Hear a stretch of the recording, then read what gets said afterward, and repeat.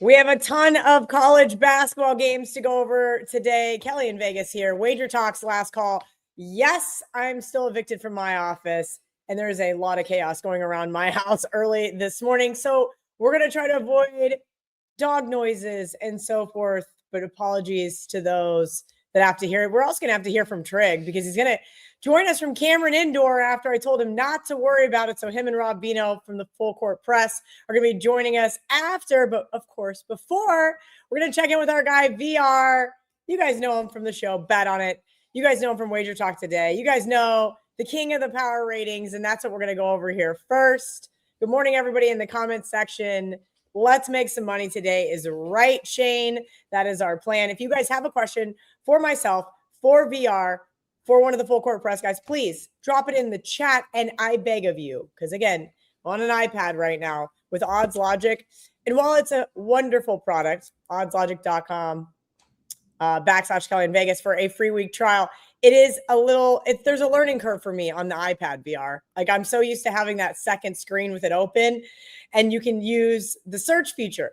Not on the iPad. I'm like scrolling down to the 700s trying to find the game. So if you guys have a question about a specific game, please use the rotation number. If you don't know what the rotation number is, it is the number to the left of the games. And if you're not going to pony up to use Odds Logic for free for a week, WagerTalk free odds screen, you can get those there as well.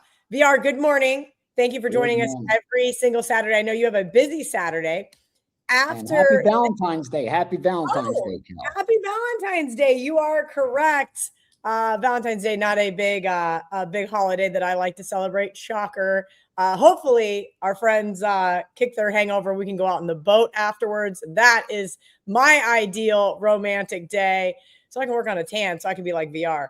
VR, let's kind of get right into it. I want to talk about your power ratings. You did top 5. I think it was yesterday or the day before on WagerTalk Today. But I'm looking at a couple teams still in the top 10, top 15, whether it is on Ken Palm or Bortovic. And I'm curious to see if you line up. So do me a favor, run through your top 5 really quick if you guys want more analysis on it as to why he has a couple of teams power rated differently than others. You guys can watch the video. But I want to know about those as well as like teams like 6 through like 12, because there's a team that I bet in Iowa State, and I like them again today, and we'll break down that game later with Rob Veno and Adam Trigger. But I really want to kind of know, right now I've got a 30-1 ticket. There's not much I could do, but if there's a team that I like a little bit better, maybe holding 2 tickets going into March. Yeah, I get them now updated twice a week, just because there's so much more data in college basketball than you get in like college football with these teams playing so many games. I mean, we already have 24 games. That's 2 college football seasons if you throw in like championship Saturday as well. And that's why you get more and more confident as the season progresses. Here's what I got for my top 5. Duke, number 1, obviously strongest power rated team, about a point and a half better than everyone else. Behind them, I have Houston, Arizona, Michigan, Florida. Those are the 5. Those are the top 5. Those are the 5 that I have top power rated. Next, and here's where a few will differ for me. I have Gonzaga in the 6th spot. I have Alabama now in the 7th spot. I have Iowa State in the 8th spot. I have Purdue 9th. And I just moved Connecticut. We just moved Connecticut to 10th and downgraded Illinois out of the top 10. That's interesting. I'm really still kicking myself for the other night. I looked at Alabama, I looked at Florida, and I didn't bet either one of them. And then not 6 hours later, here comes your power rating videos. And I'm like, those are some of these teams that I'm looking at. As I mentioned, I'm looking at Iowa State today. So I'm curious your thoughts on that game coming off the TCU loss. I was on TCU on Tuesday night, and I haven't played since then. I've been really, really selective VR, and it's been working out really well for me. Today, probably going to have 3, maybe 4 games on my card. We'll kind of see how things progress. But I wanted to kind of get into the slate with you after the show, right after at noon Eastern, 9 a.m. Pacific. You are going to be doing the Steam Room, and it's going to be free for your premium subscribers as well as WagerTalk Insiders. So if you don't know what WagerTalk Insiders are, that is our service with YouTube to get you a little bit of early access, right? It's $2.99 a month, basically free. It's basically free to get early access to all things WagerTalk, including the Steam Room with you. So let everybody know what you're planning on doing after the show and kind of give them a little bit of a preview of what the Steam Room looks like. Yeah, it's going to be at 1 o'clock Eastern, so 10 o'clock Pacific. We're going to go through all the college basketball Steam that I have access to. So that's all the stuff that I moved through the accounts that I provide, as well as stuff that I received from other guys, yourself included. Like you send me your list as well. And I like that you post it too, so that the bettors following us on WagerTalk can see that this is truly how the betting syndicates make their money, with a lot of volume. But that doesn't necessarily mean you have to fire a lot of volume. Like if your bankroll doesn't support it, then that's not the way you should approach it. But you see, that's what these guys are doing, because they don't see huge edges. They don't see locks. They don't see like, this team can't lose. They see we have an edge, the line's inefficient, slightly off, and we're going to bet it. We're going to bet all these edges. So when the dust settles, we're not sure which are going to win, which are going to lose, but we should cash more than we trash long-term, over and over again, rinse and repeat. That's pretty much what they do. So I'm going to be able to give you all of that. And what I tell my guys is most of you already sharp. You follow the sports, you follow college basketball. That's why you're here. So you do your own handicapping. I ask my guys to come in there already with their leans, like I have my sheet already. These are the signs that I like based on all the power ratings that I did last night. Now, as the information comes in, as the bets come in, if they confirm, boom, I know to bet more on top and to release the subscribers. So that's what we'll be doing. But like if you come in prepared with the leans you have, that stuff may be coming in, or even opposite, and then you have a decision to make. But I'll go over all the information I have access to, answer all your questions, because I work for you, and more importantly, be accountable by going over last week's results since our last Steam Room, year-to-date results, and what the goal is ahead to make sure we're profitable when December 31st rolls around, because that's the only goal I have, to make sure it's a winning year betting sports.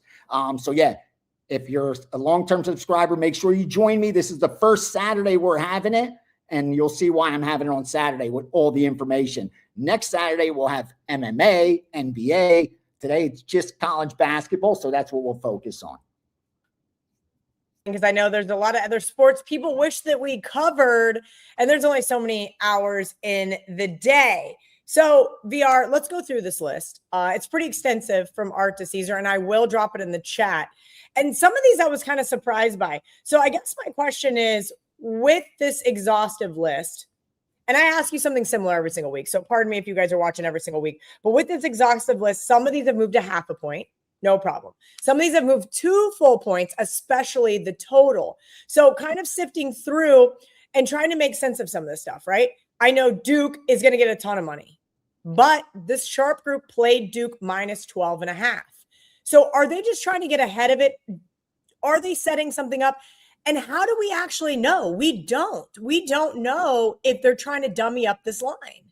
Yeah, more times than not, with those high profile big games, you don't, because it's exactly what happens, where they're going to bet the favorite, knowing that the recreational bettors are going to bet the favorite as well. The books are in a tough position because now they have the sharps and the public on the same side. Huge risk. They now have to adjust their line more significantly than they already did because of that sharp money, which now gives them the opportunity to come in and bet the other side, either have a middle, or if the other side is the position they really liked, they now get it at a better number because they were able to steam and dummy up side A earlier in the day. That's going to happen mostly with the high profile games, Kel. But with that said, like that's why I like to say, if you have your own opinion already, then you don't have a problem. Like if you already like Duke and they come in on Duke, don't be too concerned whether they're dummying it up or not. The fact that they're not steaming the dog yet is a good sign for you. The fact that they're on the favorite is a good sign for you. So again, later on in the day, if they come back on the dog, maybe that isn't as good for you. But that's why if you already have your own opinion and you trust it, all that sharp money information should do is help confirm it, or whatever other data helps you confirm it. But you shouldn't that shouldn't give you the pick.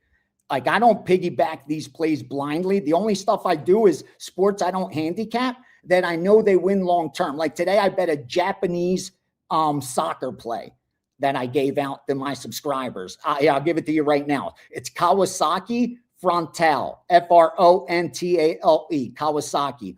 Took them at plus 130, plus 120 in the three-way line. Japanese soccer, first division. Now, I don't know anything about Japanese soccer, but for these guys to be betting Japanese soccer, obviously they do. And again, soccer long-term, I've turned a nice profit doing it. So I'll bet that stuff blindly. That's a different story. There, I have to decide what number am I willing to take, how bad of a number if I miss the early number. But otherwise, I'll only use that information to confirm my leans already. I'm not going to piggyback that stuff blindly anymore, because you go broke doing that, because you're guessing. Like you just said, how are we going to know? Are they middling it? Are they betting it off screen somewhere else, the opposite side? Like there's so much going on behind the scenes, especially now with all the different markets, the different exchanges. There's so many ways to get down now. You could get down more money than ever before. And because of that, again, like if you're trying to figure out what this line moves and you're guessing, it's a tough racket to turn a profit in. Our producer Louis just texted me. I just bet the Japanese soccer, and I'm like, I haven't even gotten a chance to even look for it yet. It's going to take me a little bit to find that, but it's hilarious. I'm guessing he bet it at one of the Tennessee books that had it readily available. Guys, I just dropped Art DeCesar from the Westgate Superbook. I just dropped his sharp plays in the chat. So those are there. Again, what VR said, do your own handicapping. What you agree with, great. You disagree, stay off the play. Don't force a play. It is an exhaustive list. And of course, use your bankroll appropriately. And since he sent that to you, Kel, they probably bet 5 or 6 more, because while we're just sitting here right now on my instant messaging, it says Creighton plus 3.5, take Creighton plus 3.5, take Coppin State plus 12, take Lemoyne minus 6.5. Like that stuff just comes in nonstop. So I already have my moves already set up. I don't like Lemoyne. I don't like what's it called? A Creighton. So I'm not piggyback. Like obviously I provide the account, so I want them to win. I have a percentage of that, but I don't have an opinion on it with conviction to where I'm now going to bet more on it or send it to my subscribers. Instead, I'll add it to the Steam sheet so they have the information in front of them. And if they have a strong lean on Creighton, they get to fire away knowing the sharps agree with them. I love the Steam sheet. And as one of the it's owners gold, of dude. If you bet your own stuff, it's gold. Yeah. I literally think I'm going to start having some other guys do it. I think I'm going to steal your idea and they can call it whatever they want. They should. Here's the real reality. I just got 20, let's call it 15 to 20 games sent to me, right? Let's say I was selling picks on WagerTalk and I only bet 3 of these and I go 0-3, but the overall of the day goes 10-5. Yep. My people are going to go, whoa, I didn't get that. I didn't get that winner. I didn't get this total. And I think it is really important to say, hey, listen, here are my strongest plays for today. But also here's the rest of the information. As you mentioned, a lot of guys, even in the comment section right now, are saying, hey, I love this kind of stuff. I love being privy to this information because it either codifies what they already had or it keeps them off of a game. And we know that long-term staying off several games that ultimately end up being losers can make or break your season. Yep. And like I said, like I'm putting in there when NBA player props, there's some nights there's 10, 15 player props in there. Like you can, if you're doing player props, you'll find some gold. and obviously I have a percentage because of the account. So I'm getting down. I don't mind sharing that information. I don't need to put it as premium play so I could tout that my record's great or whatever. As long as my guys are making money, I'm happy. Like, that's why I'm doing this, to make money. And as long as they're making money is also, that's for me, that's a blessing. So yeah, the best info I have access to is on that sheet every single day. And that's why I haven't bumped it up. Like it says slash 19 to 29. It's just 19, bro, for $20. That's why I told you every day, because that's for guys, again, it's not a pick. It's information. It's data for them to decipher and use. All right, a couple of questions here in the chat before we get to the guys. UCLA plus 16.5 just came in. Game 6-13. Now that's interesting because that's one of the ones I wondered if it got dummied up. See, Michigan earlier. Yeah, and you gave me one, and I gave it out earlier on the sheet, St. John's. And I was like, damn, I like Providence. I myself had Providence based on power ratings and everything. And then right before I jumped on right now for the segment, they came in on Providence, a different group, at plus 8.5. So I went in the steam sheet real quickly. So now they know. Sure, there's this earlier was in there, St. John's -7, but now different group taking the plus 8.5 on this Providence side. And sometimes it's the same group. That's when I know that's dummied up. And I'll put that in the steam sheet so they know. Same group now on the other side. So then that earlier money was just manipulation. Okay. So I have a question then. Let's just say, so I always play Art's full list, right? I just do. I think the worst week it was like 12-9, right? It hasn't had a losing week, knock on wood. So for me, I don't want to cherry pick, right? But here's my question. Do I now come back after I bet one side, right? You mentioned I'm on St. John's, I'm on Michigan. Do I now come back with that information and bet the other side? And if I do, how much do I bet, right? So like if I have two units on St. John's and Michigan, but now Providence and UCLA just got bet, do I put 2 units on those as well? Love the question, because I was in that position for a long time of my career where I didn't have the confidence in my own opinion, and I didn't have the conviction because I was doing it on feel like most people bet. I didn't have real actual data to make me confident. Like now I have the power ratings. I trust in those. I believe in those. So I feel like I'm coming already armed with something. And that helps me narrow down, plus all the years of experience doing nothing but this.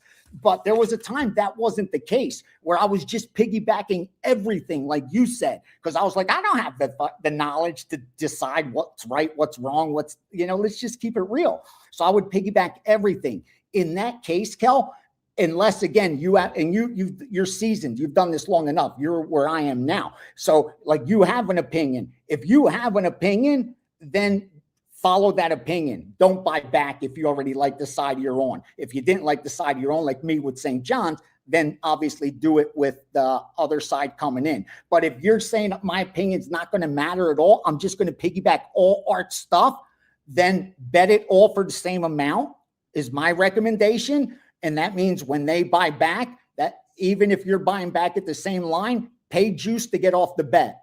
Rather pay juice. I even tell subscribers that. I know it's going to piss some of you off, and even worse, it's going to piss the girls off in customer service, because a couple of you are going to send in an email asking, oh, he gave team A first, now he's giving team B. Why? When I explain to you, we are buying this back because the information has changed and I don't want to gamble. So that's my recommendation. Like, don't gamble, pay the juice, and now you're off the game completely. Regardless of outcome, you don't care. That's the price of piggybacking. Sometimes you're going to have to get off and just pay the juice without even a middle opportunity. Okay.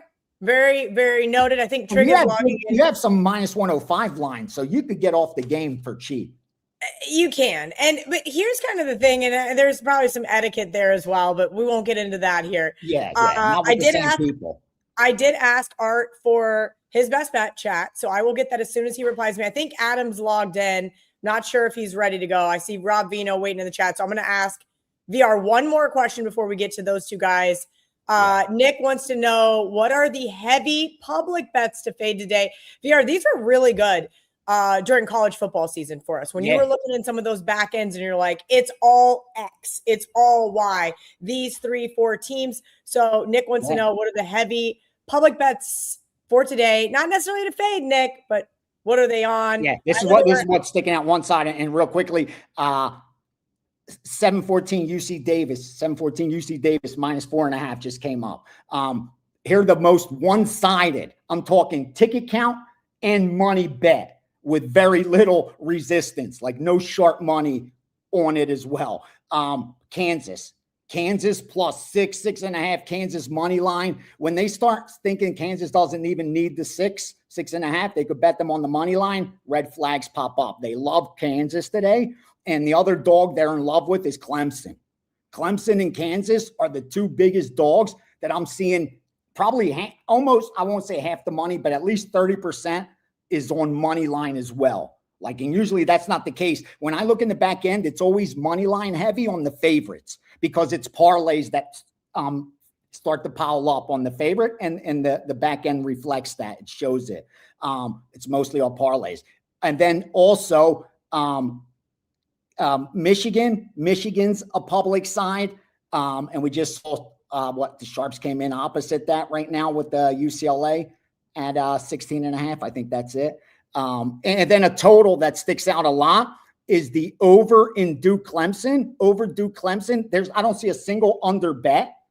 Every dollar this dude's booked is on the over, and also on the UCLA Michigan over. Every dollar booked is on the over. Now, those are early games, I think. So that's usually the case where, it doesn't have time for more action to come in. Because again, even with one-sided stuff, you're going to get some action on the other side. But when it's like the early tips, sometimes there's not enough time to get risk on the other side.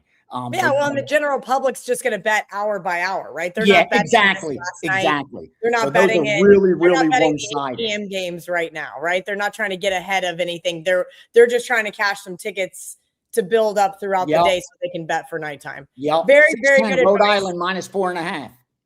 Rhode Island minus 4.5. Oh my gosh. Welcome to your preview of the steam room, guys. Yeah, this is what it's going to look like. Exactly what it's like. Exactly. 1 p.m. Eastern, 11 a.m. Pacific. You guys can hang out. WagerTalk Insiders, you guys get to join today, as well as VR's premium subscribers. So head on over to the steam room. You guys will see it right here on the WagerTalk YouTube channel to join wt.buzz/insiders VR. Thank you so much.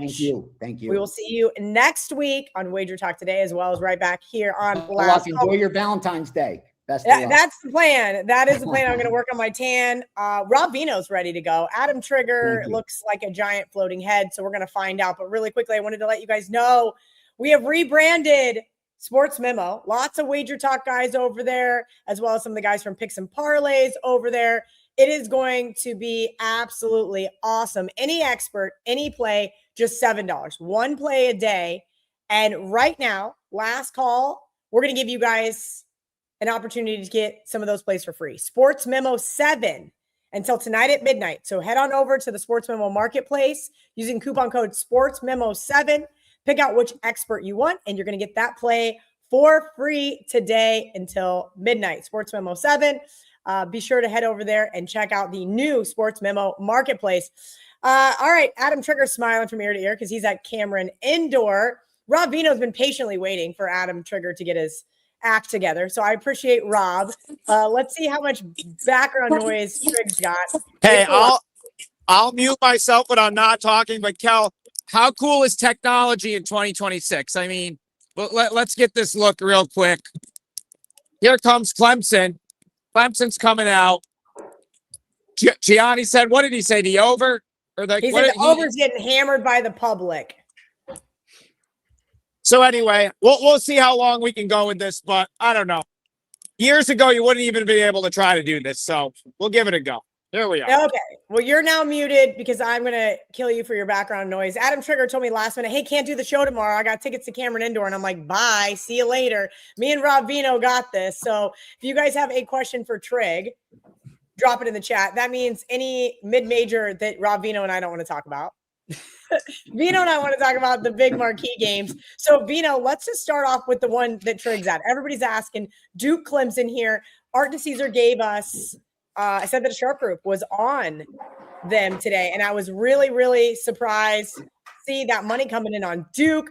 And then VR basically said, hey, yeah, Clemson is a underdog that has been bet over and over and over again by the public as well as the over. Break down this big marquee matchup that is starting in about 35 minutes. Yeah, the Clemson action is understandable, Kel, because it was probably a look ahead midweek. They lose to Virginia Tech. People probably expecting them to bounce back here. The Duke side, it was kind of a methodical win, 70-54 the other day against Pittsburgh. They didn't break loose until late. The one thing I find intriguing about this game, and I don't know if either guy, VR or Art DeCesar, commented on, or I think you just did. You said the money was on the over. It's interesting that Duke has played 5 consecutive unders. Last 5 games have all gone under. Their team total has gone under in all 5 of those games. And Clemson, their last 5 games, 4-1 to the under. So that's basically a 9-1 combined, 90% under with these two teams. Kind of says to me that Duke's been overpriced in the totals. Market totals are running too high for them.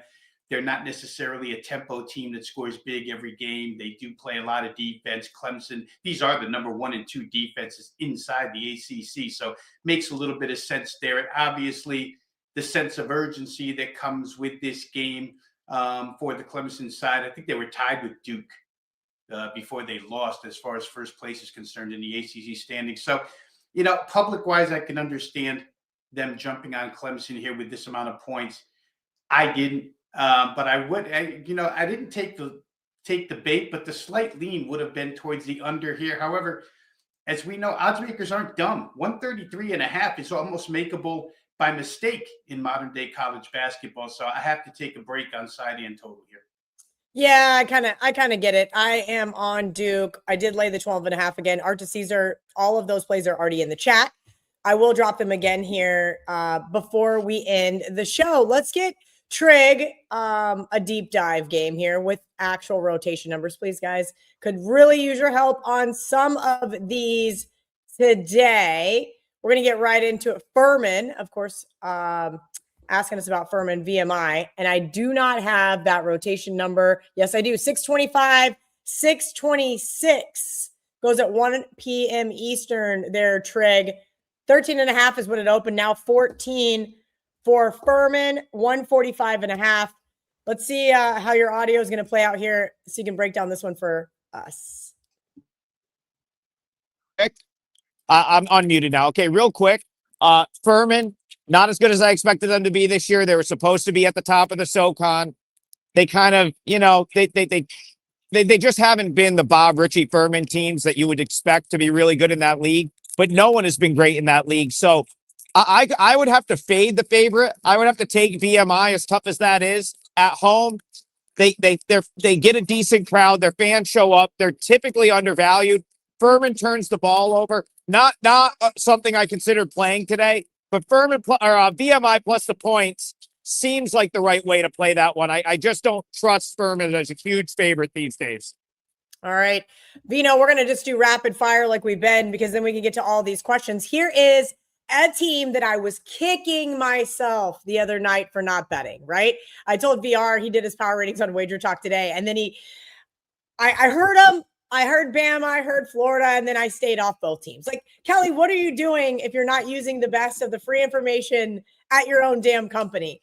But now I'm a little hesitant. Now, Florida was on Art's long list, but now it's like what Rob's saying. They've been smoking teams, just absolutely throttling teams. And I never like to start betting on teams when it's too late. Is it too late to start backing the Florida Gators, or is this a point in time where they're just still not being power rated high enough? I guess you could counter that, Kelly, by saying, is it okay to bet Kentucky in this price range against this team? Because Kentucky, for what it's worth, they've won a couple in a row, but Mark Pope has complained about this team all season long, multiple times, about being somewhat a group that plays for the name rather than the team name. He had said early on, we're going to weed this out. We're going to straighten this out. It never really got straightened out until recently. 3 wins against Arkansas, which was impressive going into Arkansas and winning. I didn't expect that. Oklahoma and now Tennessee, both at home. On the road hasn't been all that great for them. Lose to Alabama by 15. So Kentucky is definitely susceptible to losing big against the elite of this particular league. Florida's just tough to go against right now. 9-1 ATS. But, of course, the number is the great equalizer, right? 14-point win. Can Florida cover that number? I would expect Florida to be able to, honestly. I just don't think Kentucky, a talented bunch, but they lose touch defensively sometimes.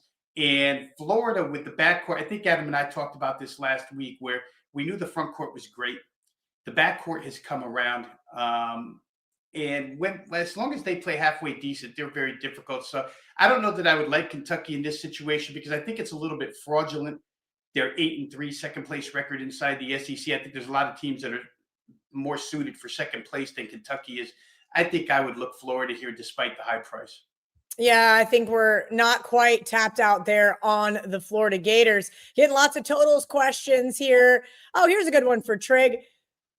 306-606 Chicago State versus Moyne, please. If you were listening earlier, VR said it came across his desk, but he did not like Moyne. And I was like, interesting. I know that this is Trigg's like basically play on team. He's been talking about them. I don't even know where they're located, Trigg. Unmute. Sorry, I had to unmute myself. Come on now, Kelly. Moyne is in Syracuse, New York. Moyne is 25 minutes from my house. Ja'Kai Sanders is still out. He got a 3-game suspension for the altercation in the handshake line with St. Francis. But on Thursday, I didn't really think they missed him that much. Now, I played against Moyne on Thursday and covered with Mercyhurst. Mercyhurst is a solid team, though. Chicago State, somehow, they've won 4 or 5. They're one of the worst teams in this league. They benefited from the St. Francis suspensions earlier this week and got a win in a game that they probably wouldn't have won had St. Francis had their players. So they have to come all the way to Syracuse. The Northeast Conference is in the Northeast, except Chicago State's new to the league. They have tough road trips. This is a tough trip for them. For whatever reason, Chicago State took early money. I would play back against that. Moyne, if it's 6.5 or better, is a good bet here. Even without Sanders, Shiloh Jackson is back. He's the majority of their offense. So I would lay it with Moyne. Oh my, my boyfriend was just walking in the kitchen and said, if it doesn't work out for Trigg to be a handicapper, he can be a meteorologist in his next life, because it sounds like he's in a hurricane. I'm going to go back to muting Trigg. I just turned his camera off instead of muting him. Rob Veno, let's get into some more of these games. I know you're asking Trigg about this game, but I want to ask Rob Veno about this game, because I was on TCU versus Iowa State. And today in the parlay, I'm going to be on Iowa State. That's a little sneak preview for you guys. We'll go get into a breakdown here in a little bit. Darren Peterson be damned. Don't care. But I want to talk about TCU off that big underdog outright win there at home. Now playing a pretty abysmal Oklahoma State team. Do you think this is a letdown spot where we should be looking at the dog?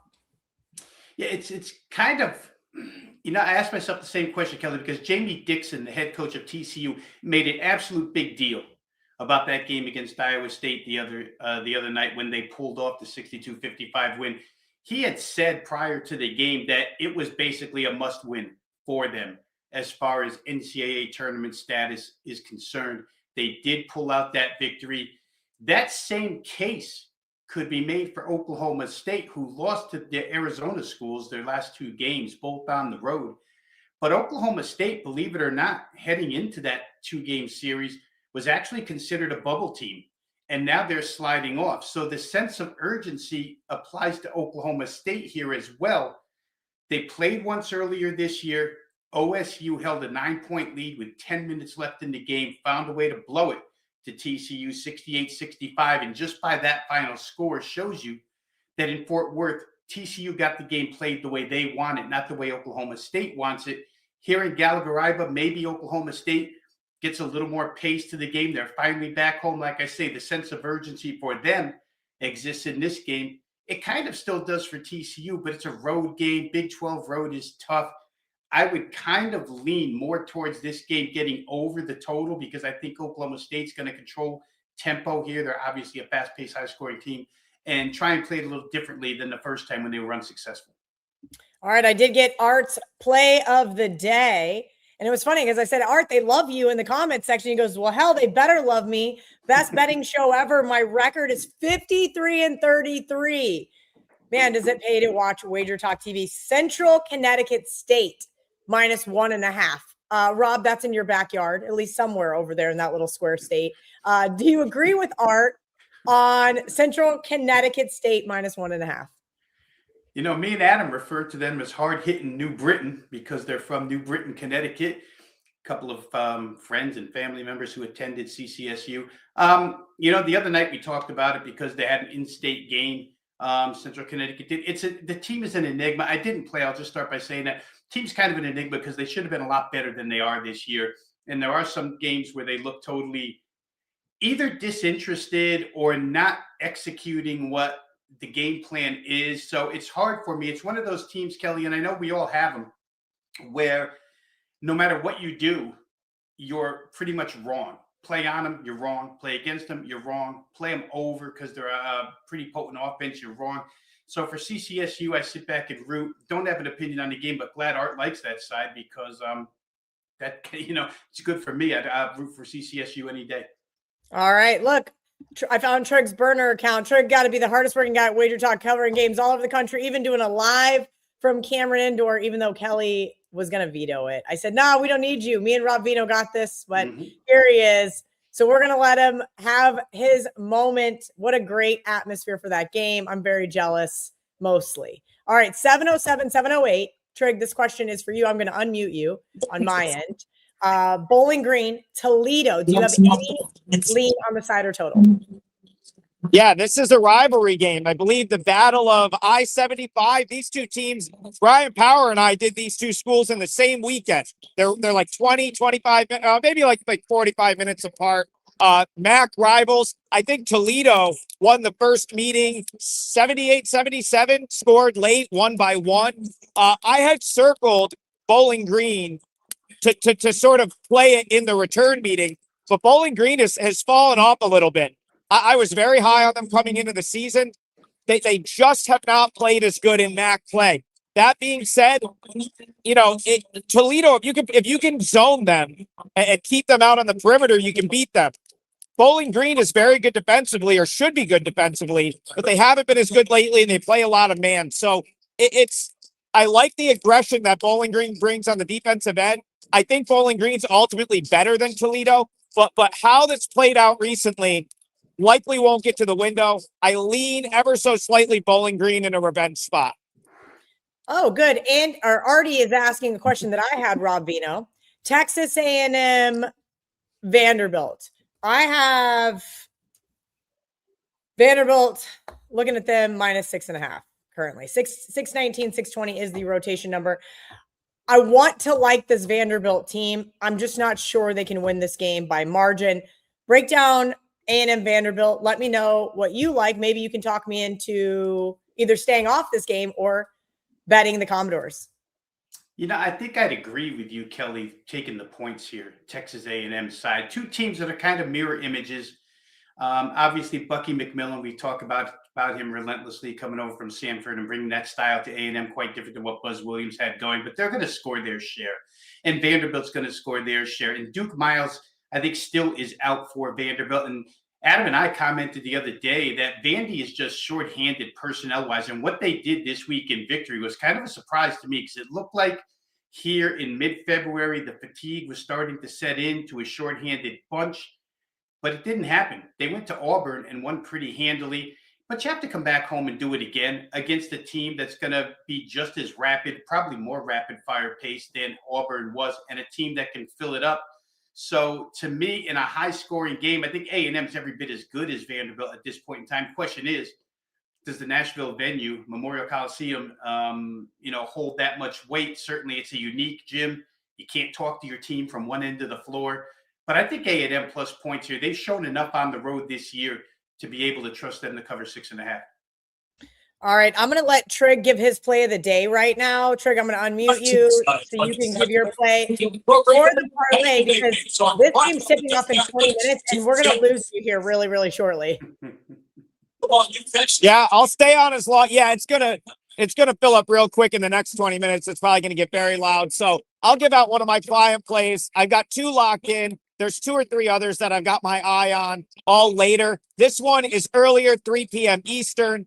I got to laugh because Rob Veno, I don't think knew this. He jokingly was like, well, if you need someone to talk Maine, I'm not really your guy. That is my play today. I am on Maine, the Black Bears, plus the points. I think it's 2. I actually gave this out plus 1.5, and I said if you can get a 2 or get a 2, it may even be 2.5 right now. I wouldn't be surprised if the other side takes money. NJIT is having a tremendous season, the best season they've ever had in the history of the school. But it's also the America East is historically bad. Even Vermont, it's a really bad league this year. And I think NJIT has just benefited from everyone else just not being very good. Now, they won this matchup by 4 earlier in the year at home. I don't think it's a great matchup for them. Maine is up in Orono. Toughest trip to make in the whole league. Way up north in Maine. It's not like Portland. You got to go further north up in the Bangor area. It's a very tough road trip. Even when Maine is not great, they don't have the best team this year, but teams struggle to go there. What they do is defend, and what I think they can do is take the perimeter away from NJIT, force them to go in the paint. Maybe they out-rebound Maine. Maybe they get in the paint and do some damage. But you know what? Maine's got some guys that can score. Maine has some guys that can defend. And ultimately, I like this matchup for the Black Bears. They should have won the first meeting. They were right there. Now they've got them at home. Maine's been playing better. They will have the best player on the floor in TJ Beal. He's one of the only guys in this league this year, Kelly, that's probably doesn't belong in this league. That's probably going to end up at a bigger school. So TJ Beal has a big game. Maine ends up winning. Take him as a small dog.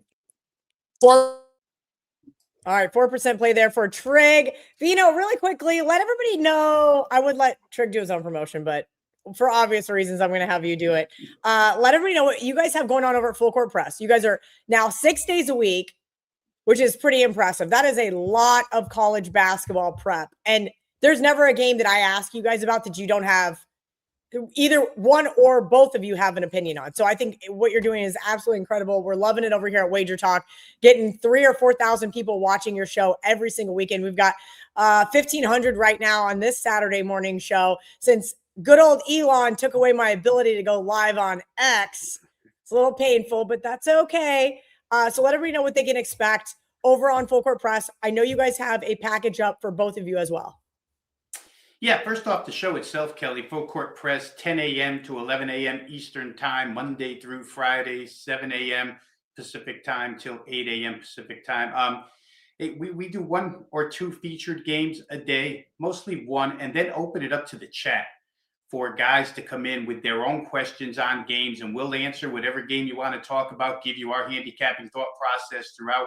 And if we have a strong opinion, we'll let you know. If we pass the game, we'll let you know. But it's 60 minutes of college basketball talk. We're trying to give you little things that you might not have thought of yourself before you came in. That's always the goal.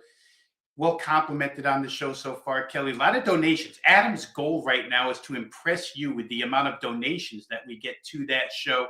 You come with a donation, you move to the front of the line. But college basketball, Fullcourt Press, Monday through Friday, 10 a.m. to 11 a.m. And inside of our selection packages, you can get both of us. We've been running this package for a while now. WagerTalk has double the CBB firepower. It includes all of Adam's plays, all of my plays over a 3-day period. The package, I always say, works out well because Adam plays a lot of sides. I play a lot of totals, so you get a pretty good mix in there. We've both been on real good runs. I myself, I think I'm up like 58 units since December the 1st, so it's been an extended 2-month run where we've been good in college hoop. But if you're interested in today, of course, monster card, 3 days, $59. You get all Adam's plays, all my plays. You can find it over at wagertalk.com. It's called Double the Firepower. All Adam, all myself, 3-day package. Awesome. And then are you guys also selling over on the Sportsmemo marketplace where we have 1 play a day, $7? I put myself in to do so, Kelly, but I mean, there's others that work in the main office that know how technologically not intuitive I am, and I haven't placed one yet. I have to take a little time here to get one of those. I'm going to plays call over there Rob because Veno I after this. I'm going to get him to put a pickup on Sportsmemo Yeah, just for you guys, I need because to. right now it'll be free today. You can pick Adam, you can pick Veno. Sportsmemo 7 is going to get it. If you're watching, it's good till midnight. I'm going to have both of them. Make sure to have a play over on Sportsmemo, the new marketplace over there for you guys. Sportsmemo 7 until Saturday tonight at midnight. All right, Veno, it's about that Yeah. time. I'm going to have you give out your parlay play, and then I'll give out mine, and then we'll hit on a couple more of these questions here before Trigg tips off there at Cameron Indoor. All right, so we always hound the chat to give us rotation numbers, so I'll do the same for the chat. Game 741, 742, Cal Santa Barbara, Cal Poly Slow. I'm going to play this one over 160.5. To those who watch Fullcourt Press, probably no surprise that I'm involved with one of these Big West teams in an overplay. These two teams met once. That final was 107-67. Game hit 174 points. UCSB was on the good end of that.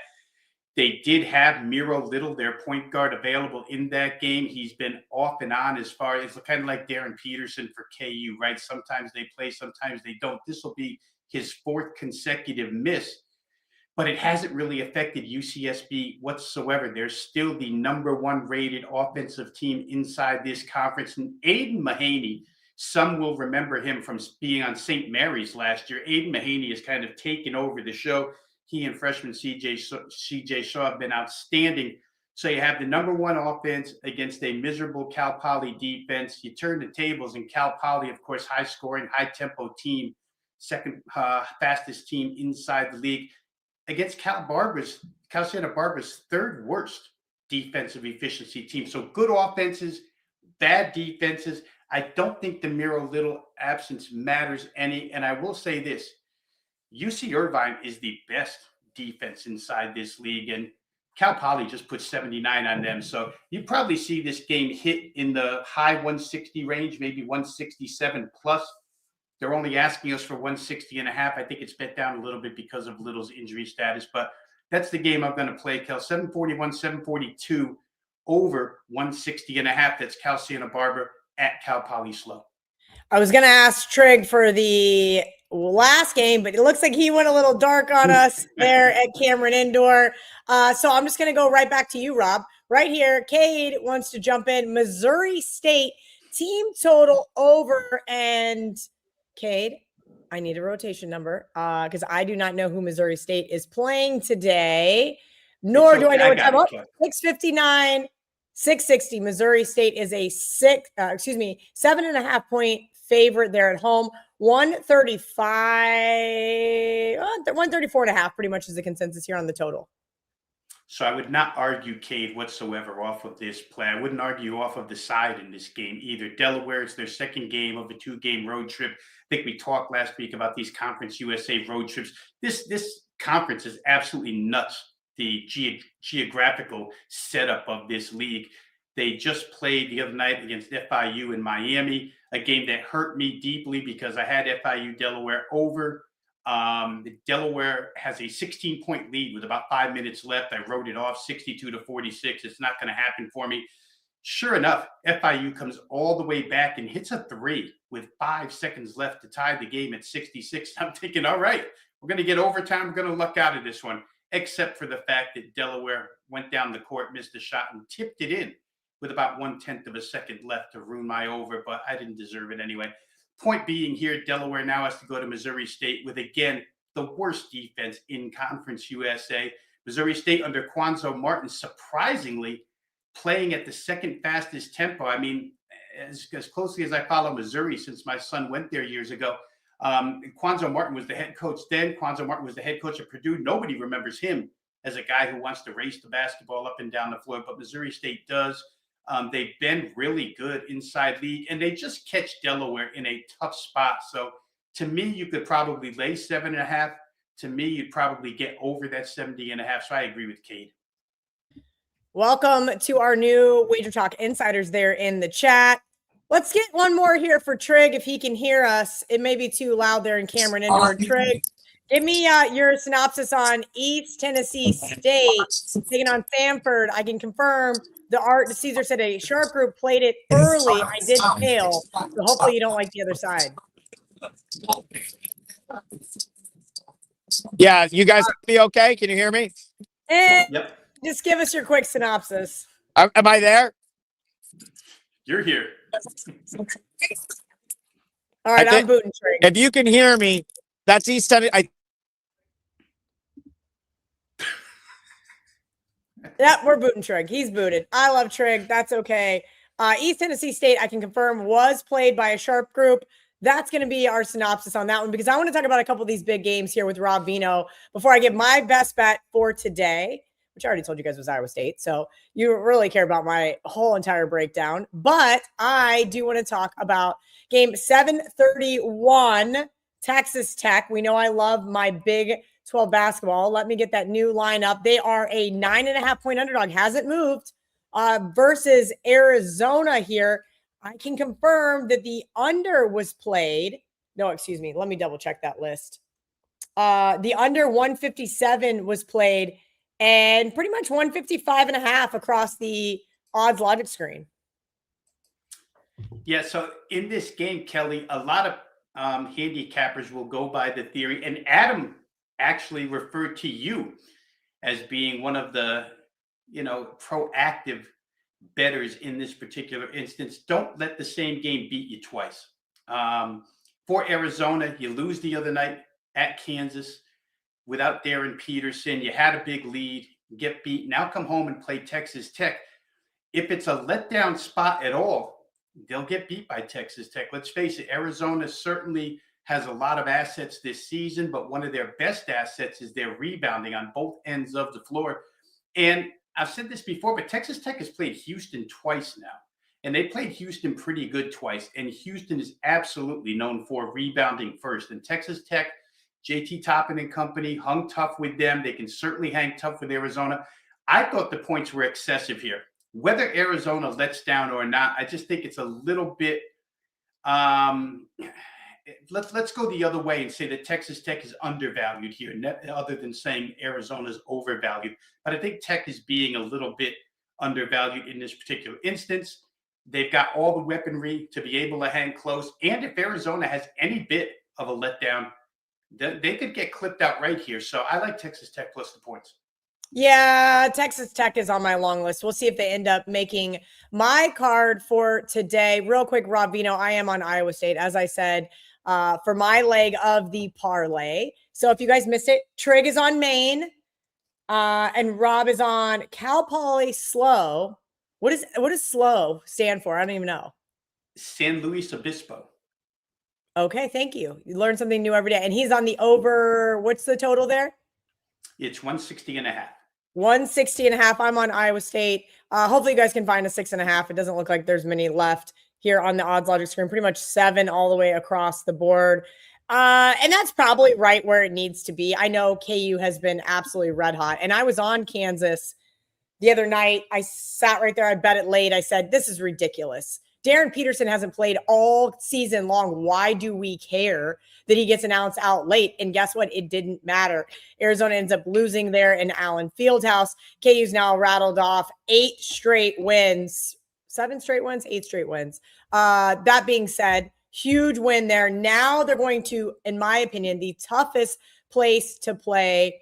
They're in Ames at the Hilton against, well, arguably the best defense in the Big 12. I think the threes are going to start falling here against this KU team.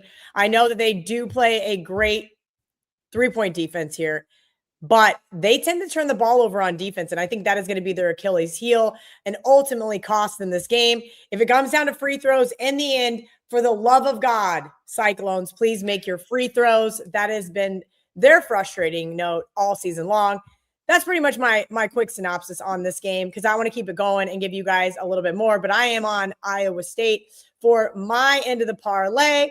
Guys, if you have we got a few more minutes here. Don't forget, $7. I already just messaged somebody and said, hey, we got to help Rob Veno. He's got to get a play up on Sportsmemo today for $7 so that the last call audience can get it for free. Okay. Jason wants to know about this Purdue game. Purdue starts, 7:01. They're playing Iowa. They are currently a 1.5 point favorite. 7:01, 7:02 is the rotation number. 142.5. They're in Vegas, 142 at some of the prominent offshores. Do you have an opinion here? This was a Purdue team that I took the other night versus Nebraska and got in the shower. They were up 22. I was like, easy peasy, baby. Oh my God. I got out and saw that I won in overtime and I thought, boy, what happened? And unfortunately, sometimes when you don't watch those games, Rob, you don't know. But if you watched Nebraska at all this year, you've known that they've been a really great second half team. And ultimately, Purdue took their foot off the gas. Yeah, and I was going to say, Kelly, that's been Nebraska's MO pretty much all season. Way back to when they played Indiana, found themselves down 16 in the second half when really nobody believed that they were any good. Came all the way back and won, and they've demonstrated that ability since then. So no surprise that they came back. In the end, Reek Mast fouled out. That kind of helped Purdue. But it was a big win for Purdue because I think a lot of us, myself included, were starting to sell Purdue a little bit short. A team that a lot of folks thought could be the number one team in the country this year. They've certainly got the weaponry here. The only thing I really fear is the venue. Not that Purdue is going to be intimidated by any venue, but Carver Hawkeye is a tough place to go play. Ben McCollum, the new head coach coming over from the Missouri Valley Conference, has got his offense and his systems on both ends pretty much instilled now. Iowa's been playing better. I still think Purdue is the separation in talent between these two is enough to overcome venue. So if I had to play, it would be the Purdue side. You just have to hope that too much wasn't taken out of them as far as gas in the tank is concerned by that overtime win against Nebraska. I think Purdue probably got back up on their feet the other night and wins again here.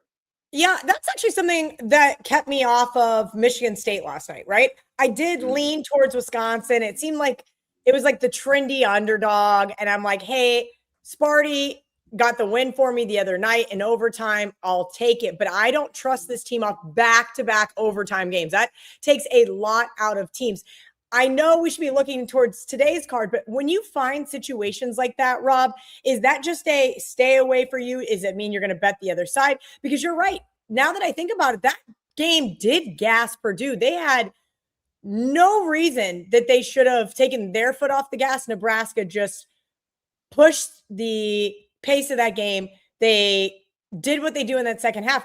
But you're right. Now I'm going, oh, maybe I don't want to back Purdue here coming off that. Or is it really not? Is it something I'm just kind of overthinking here about the Boilermakers?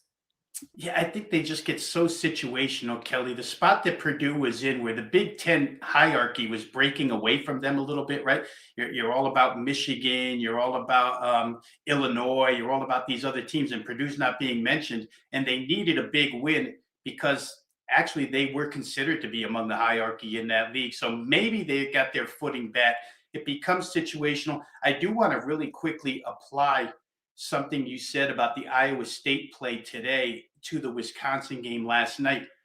You said that Iowa State threes probably will fall there. And that's what happened last night with Wisconsin. You know, Sparty is a great three-point defense, but Wisconsin's a great three-point shooting team. And sometimes good offense just outdoes good defense. So despite the fact that Kansas plays pretty good at guarding the arc, Iowa State has more than enough capability to shoot and score on them from three-point range. It's exactly what happened with Wisconsin when they beat Michigan State last night.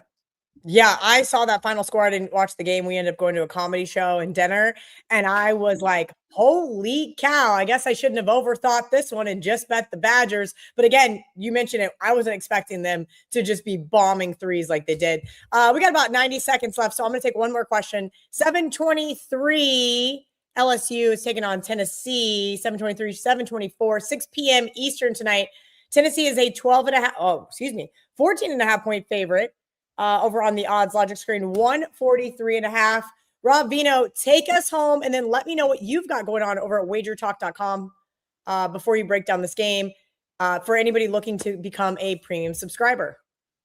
Okay, really quick here. What's up and available right now? Preferred play on the early card is up and available. There's also an additional afternoon play that will try to get the Sports Memo. I should be there, Kelly, because I was an original member of Sports Memo way back in the late 90s. So I have to get over there.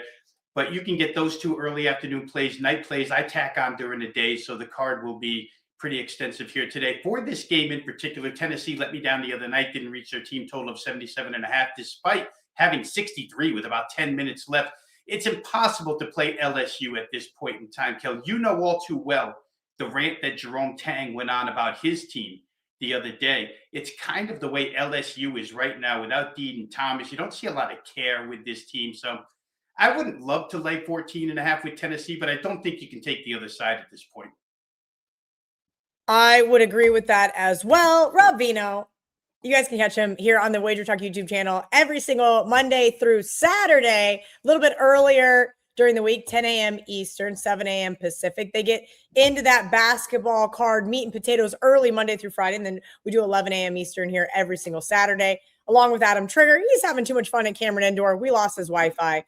And yes, the comment section is correct. I stay annoyed with Trigg. It's part of the whole bit at this point in time. But thank you to Rob for hanging out here, answering a heavy load of these college basketball questions. Our parlay for today, Trigg's on Maine. I'm on Iowa State. And Rob is on Cal Poly Slow over. Thank you guys for watching. This has been another edition of Wager Talks Last Call. As VR likes to say, I hope you guys cash them. Don't trash them.